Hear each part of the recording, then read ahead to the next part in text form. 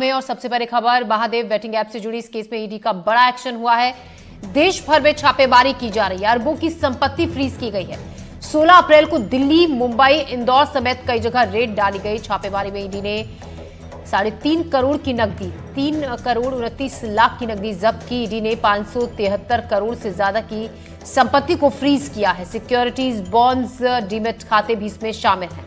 तो प्रवर्तन निदेशालय की रायपुर जोनल टीम ने 16 अप्रैल 2025 को महादेव ऑनलाइन सट्टा ऐप मामले में दिल्ली, मुंबई, इंदौर, अहमदाबाद, चंडीगढ़, चेन्नई और उड़ीसा के संबलपुर में बड़े स्तर पर सर्च ऑपरेशन चला। इस दौरान करीब 3.5 करोड़ रुपए नकद जब्त किए गए हैं। 573 करोड़ से अधिक की संपत्ति को फ्रीज किया गया है, जिसमें सिक्योरिटीज, बॉन्ड्स और डीमेट खाते शामिल हैं।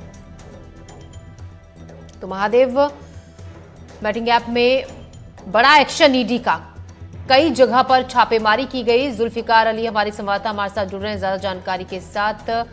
जुल्फिकार, कई जगहों पर बताया जा रहा है कि छापेमारी की गई जिसमें कई राज्य शामिल हैं और करोड़ों की संपत्ति वहां से हासिल की गई है और उसको सील भी किया गया है।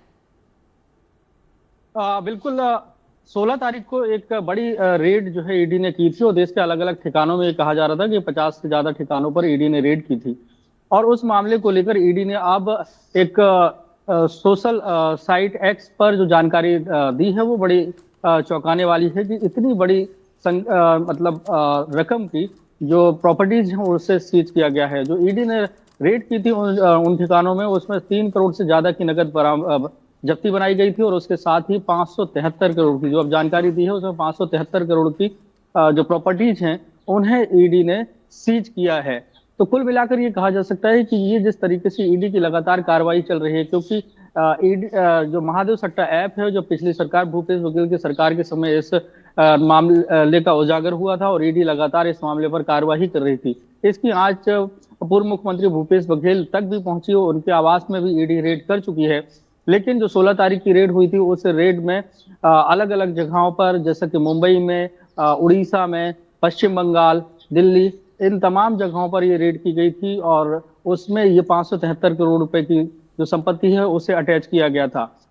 महादेव ऑनलाइन बैटिंग ऐप जो है उसका सीधे तौर से देखते तो छत्तीसगढ़ से कनेक्शन है, क्योंकि इसके जो मुख्य प्रमोटर हैं सौरभ चंद्राकर, रवि उप्पल, शुभम सोनी, ये विदेश में बैठकर इसको ऑपरेट कर रहे हैं और कहा जा रहा है कि वो दुबई में हो और इन तीनों का कनेक्शन जो है वो भिलाई से जुड़ता है। तो ऐसे में छत्तीसगढ़ की सरकार की जो पिछली सरकार थी उस पर कई सारे आरोप लगे और ईडी ने उसी आरोपों के तहत आरोपी भी बनाया है और इस मामले में लगातार कार्रवाइयां चल रही हैं, क्योंकि इसको लेकर सियासत भी देखने को मिली है और अब इससे जुड़े हुए जो लोग हैं उनकी 573 करोड़ रुपए की संपत्ति को सीज किया गया है। जी जुल्फिकार, बताया ये भी जा रहा है कि कुछ लोगों को पूछताछ के लिए भी नोटिस जारी किया गया है। आने वाले समय में कुछ बड़े और नाम इसमें शामिल हो सकते हैं।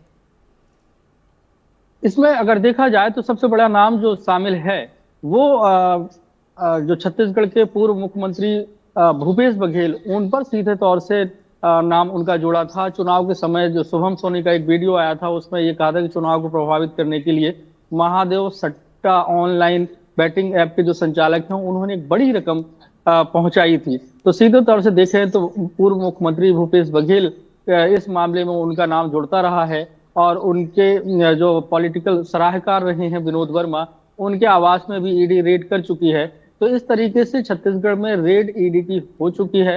हालांकि ये जरूर है कि लगातार इसमें कई सारे लोग संलिप्त हैं, व्यापारी भी हैं और इसमें जो ऑनलाइन सट्टा ऐप को संचालित कर रहे हैं उससे जुड़े हुए जो बुकीज हैं वो तमाम लोग शामिल हैं।